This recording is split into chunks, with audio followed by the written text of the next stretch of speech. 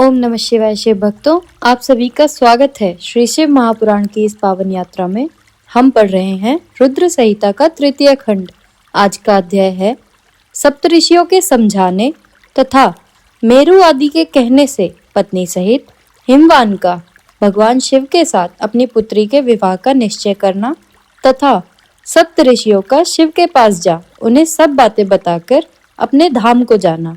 ब्रह्मा जी कहते हैं, नारद, तदंतर वशिष्ठ ने प्राचीन काल में राजा अरण्य के द्वारा अपनी कन्नी पद्मा का पिप्पलाद के साथ विवाह करने की तथा धर्म के वरदान से पिप्पलाद के तरुण अवस्था, रूप, गुण, सदा स्थिर रहने वाले यौवन, कुबेर और इंद्र से भी बढ़कर धन, ऐश्वर्य, भक्ति, सिद्धि एवं समता प्राप्त करने की तथा पद्मा के स्थिर यौवन, सौभाग्य, संपत्ति एवं भर्ता के द्वारा परम गुणवान 10 पुत्रों के प्राप्त करने की कथा सुनाकर कहा, शैलेंद्र, तुम मेरे कथन के सार तत्व को समझकर अपनी पुत्री पार्वती का हाथ महादेव जी के हाथ में दे दो और मेना सहित तुम्हारे मन में जो क्रोश है उसे त्याग दो।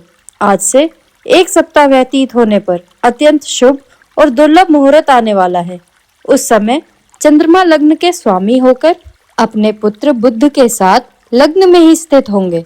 उनका रोहिणी नक्षत्र के साथ योग होगा। चंद्रमा और तारे शुद्ध होंगे। मार्गशीर्ष मास के अंतर्गत संपूर्ण दोषों से रहित सोमवार को जब लग्न पर संपूर्ण ग्रहों की शुभ दृष्टि होगी तथा पाप ग्रहों की दृष्टि नहीं होगी और बृहस्पति ऐसे स्थान पर स्थित होंगे जहां से वे उत्तम संतान और पति का सौभाग्य देने में समर्थ होंगे। ऐसे मुहूर्त में तुम अपनी कन्या मूल प्रकृति ईश्वरी जगदम्बा पार्वती को जगत पिता भगवान शिव के हाथ में देकर कृतार्थ हो जाओ। ऐसा कहकर ज्ञान शिरोमणि मुनिवर वशिष्ठ नाना प्रकार की लीला करने वाले भगवान शिव का स्मरण करके चुप हो गए। वशिष्ठ जी की बातें सुनकर सेवकों और पत्नी सहित गिरिराज हिमालय बड़े विस्मित हुए और दूसरे दूसरे पर्वतों से बोले, गिरिराज मेरु, सहय, गंधमादन, मंदराचल, मैनाक और विंध्याचल आदि पर्वतेश्वरों, आप सब लोग मेरी बात सुनो। वशिष्ठ जी ऐसी बात कर रहे हैं, अब मुझे क्या करना चाहिए इस बात का विचार करना है। आप लोग अपने मन से सब बातों का निर्णय करके जैसा ठीक समझें वैसा करें। हिमाचल की यह बात सुनकर सुमेरु आदि पर्वत भली भांति निर्णय करके उनसे प्रसन्नता पूर्वक बोले। पर्वतों ने कहा, महाभाग, इस समय विचार करने से क्या लाभ। जैसा ऋषि लोग कहते हैं उसके अनुसार ही कार्य करना चाहिए। वास्तव में यह कन्या देवताओं का कार्य सिद्ध करने के लिए ही उत्पन्न हुई है। इसने शिव के लिए ही अवतार लिया है, इसलिए यह शिव को ही दी जानी चाहिए। यदि इसने रुद्रदेव की आराधना की है और रुद्र ने आकर इसके साथ वार्तालाप किया है तो इसका विवाह उन्हीं के साथ होना चाहिए। ब्रह्मा जी कहते हैं, नारद, उन मेरु आदि पर्वतों की यह बात सुनकर हिमाचल बड़े प्रसन्न हुए और गिरिजा भी मन ही मन हंसने लगी। अरुंधति ने भी अनेक कारण बताकर, नाना प्रकार की बातें सुनाकर और विविध प्रकार के इतिहासों का वर्णन करके मेना देवी को समझाया। तब शैल पत्नी मेनका सब कुछ समझ गईं और प्रसन्न चित्त हो उन्होंने मुनियों को, अरुंधति को और हिमाचल को भी भोजन कराकर स्वयं भोजन किया। तदंतर ज्ञानी गिरिश्रेष्ठ हिमाचल ने उन मुनियों की भली भांति सेवा की। उनका मन प्रसन्न और सारा भ्रम दूर हो गया था। उन्होंने हाथ जोड़कर प्रसन्नता पूर्वक उन महर्षियों से कहा, महाभाग सप्तऋषियों, आप लोग मेरी बात सुनो। मेरा सारा संदेह दूर हो गया। मैंने शिव पार्वती के चरित्र सुन लिए। अब मेरा शरीर, मेरी पत्नी मेना, मेरे पुत्र पुत्री, रिद्धि सिद्धि तथा अन्य सारी वस्तुएं भगवान शिव की ही हैं, दूसरे किसी की नहीं। ब्रह्मा जी कहते हैं, नारद, ऐसा कहकर हिमाचल ने अपनी पुत्री की ओर आदर पूर्वक देखा और उसे वस्त्राभूषणों से विभूषित कर महर्षियों की गोद में बिठा दिया। तदंतर वे शैलराज पुनः प्रसन्न हो ऋषियों से बोले, यह भगवान रुद्र का भाग है, इसे मैं उन्हीं को दूंगा, ऐसा निश्चय कर लिया है। ऋषि बोले, गिरिराज, भगवान शंकर तुम्हारे याचक हैं, तुम स्वयं उनके दाता हो और पार्वती देवी भिक्षा है, इससे उत्तम और क्या हो सकता है।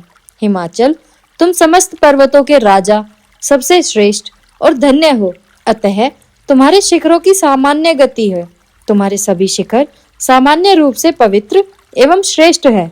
ब्रह्मा जी कहते हैं, नारद, ऐसा कहकर निर्मल अंतःकरण वाले उन मुनियों ने गिरिराज पार्वती के हाथ को छूकर आशीर्वाद देते हुए कहा, शिवे, तुम भगवान शिव के लिए सुखदायिनी हो। तुम्हारा कल्याण होगा। जैसे शुक्ल पक्ष में चंद्रमा बढ़ते हैं, उसी प्रकार तुम्हारे गुणों की वृद्धि हो। ऐसा कहकर सब मुनियों ने गिरिराज को प्रसन्नता पूर्वक फल फूल दे विवाह के पक्के होने का दृढ़ विश्वास कर लिया। उस समय परम सती सुमुखी अरुंधति ने प्रसन्नता पूर्वक भगवान शिव के गुणों का बखान करके मेना को लुभा लिया।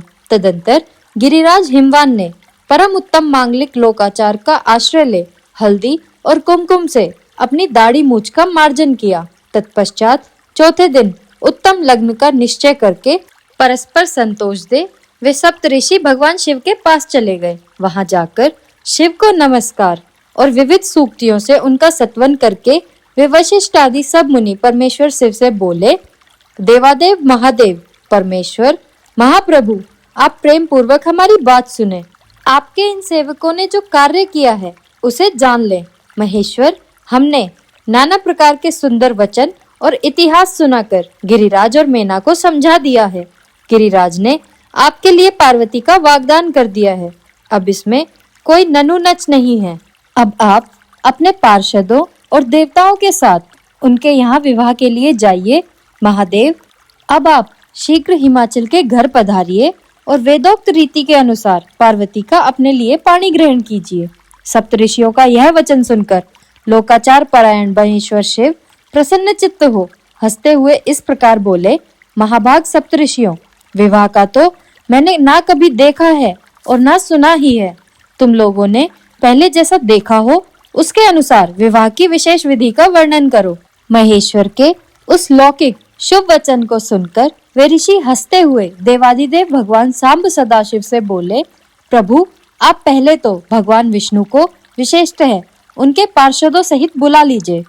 फिर पुत्रों सहित ब्रह्मा जी को, देवराज इंद्र को, समस्त ऋषियों को, यक्ष, गंधर्व, किन्नर, सिद्ध, विद्याधर और अप्सराओं को प्रसन्नता पूर्वक आमंत्रित करें।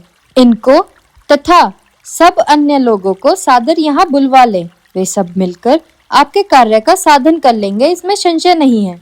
ब्रह्मा जी कहते हैं, नारद, ऐसा कहकर वे सातों ऋषि उनकी आज्ञा ले भगवान शंकर की स्थिति का वर्णन करते हुए वहां से प्रसन्नता पूर्वक अपने धाम को चले गए। हमारा यह अध्याय यहीं समाप्त होता है।